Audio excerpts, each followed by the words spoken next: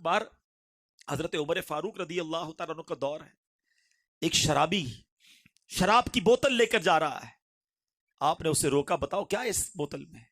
اب ذرا غور کیجئے، بندہ سامنے ہے، ہاتھ میں شراب کی بوتل ہے، کتنا فرق ہے؟ وہ بندہ ڈرتے ڈرتے کہتا ہے حضور سرکہ ہے، شراب کی بوتل میں کہتا ہے سرکہ ہے۔ حضرت عمر نے کہا مجھے دکھاؤ۔ حضرت عمر کا ایک جلال ہے، آپ کا ایک روب ہے، اب وہ سمجھ گیا کہ آج تو پکڑا گیا، مارا گیا۔ سوچے کتنا وقفہ ہوگا۔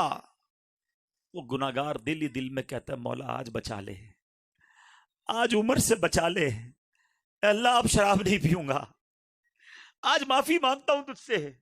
سیکنڈ ہی لگے ہوں گے نا، کتنی دیر کا وقفہ ملا اسے، مگر وہ دل کی گہرائیوں سے اس نے پکارا۔ اس نے جب بوتل حضرت عمر کی طرف بڑھائی نا، پیارے اسلامی بھائی، وہ بوتل شراب سے سرکے میں بدل چکی تھی۔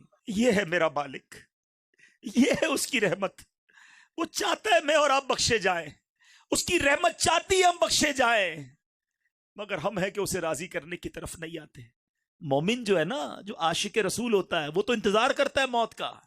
گناہگار ڈرتا ہے کہ وہاں مار پڑنی ہے، لیکن جب عاشق رسول جائے گا تو پھر کیا ہوگا؟ شاعر کہتے ہیں قبر میں سرکار آئیں گے نا۔ سیدی اعلیٰ حضرت سے پوچھو، بریلی کے تاجدار کہتے ہیں جان دے دو وعدہ دیدار پر، جان دے دو، ادھر تو دیدار ہونا ہے، جان دے دو وعدہ دیدار پر، نقد اپنا دام ہو ہی جائے گا۔ عاشق رسول جو نمازیں پڑھ کے، سنتوں پر عمل کر کے، دین متین کی خدمت کر کے، حرام روزی ٹھکرا کر، تھوڑے حلال پر بھی گزارا کر کے، اپنی آنکھوں کی، اپنے کانوں کی، اپنی زبان کی حفاظت کر کے، اپنی شرمگاہ کی حفاظت کر کے، اپنی پارسائی کی حفاظت کر کے جب وہ قبر میں جائے گا نا، تو اعلیٰ حضرت کہتے ہیں قبر میں لہرائیں گے تا حشر چشمے نور کے، قیامت تک چشمے نور کے ہوں گے۔ کب؟ قبر میں لہرائیں گے تا حشر چشمے نور کے، جلوہ فرما ہوگی جب طلعت رسول اللہ۔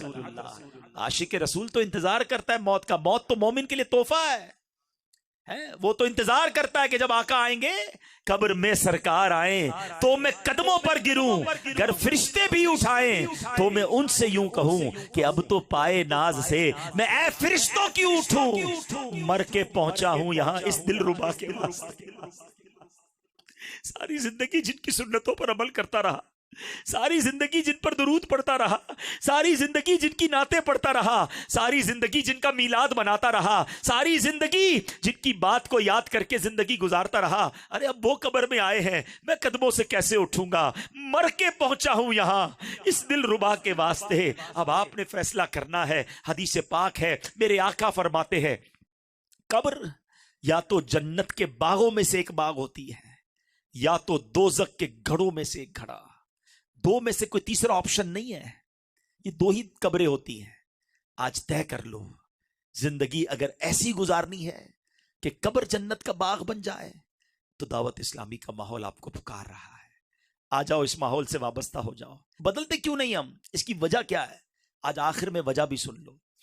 وجہ یہ ہے کہ ہم جب نیت کرتے ہیں نا، اس وقت تو شاید دل میں پکا ارادہ ہوتا ہے، مگر اس کے بعد جب ہم اجتماع سے یا محفل سے یا جو بھی ہمارا اچھی نیک ماحول ہوتا ہے اس سے اٹھ کے جاتے ہیں نا، پھر ہمارے جو ماحول ہوتا ہے وہ دوست ہمارے اچھے نہیں ہوتے، وہ ہمیں نمازی نہیں بننے دیتے۔ ہم نمازی بنتے ہیں، ہمارا مذاق اڑاتے ہیں، خیر تو ہے بھائی مولوی بن گیا ہے، جمعہ پڑھتا تھا، تجھے کیا ہو گیا ہے، یہ کیا تو بھائی سر پہ ٹوپی سجا لی ہے، امامہ پہن لیا ہے، سنتوں پر عمل شروع کر دیا ہے، حرام روزی چھوڑ دی ہے۔ ہمارے دوست ہی ہمیں گناہوں کی طرف لے جاتے ہیں۔ ایک بات یاد رکھو، شرابیوں کے ساتھ بیٹھ کر آپ نمازی نہیں بن سکتے، اللہ کے نافرمانوں کے ساتھ بیٹھ کر آپ اللہ کے فرما بردار نہیں بن سکتے۔ پہلے طے کر لو، آپ قبر جنت کا باغ بنانی ہے تو پھر تبدیلی لانی پڑے گی۔ اگر آپ کی مرضی ہے کہ نہیں جیسی زندگی گزر رہی ویسی گزاروں گا، وہ پھر آپ کی مرضی ہے، لیکن اگر آج دل پر چوٹ لگی ہے نا اور بدلنا چاہتے ہو تو محفل بدلنی ہوگی، ماحول بدلنا ہوگا، دوستی بدلنی ہوگی۔ کہتے ہیں نا خربوزے کو دیکھ کر خربوزہ رنگ پکڑتا ہے، بالکل صحیح بات ہے۔ روایتوں میں آتا ہے دوست وہ ہوتا ہے جس کو دیکھ کر خدا یاد آ جائے۔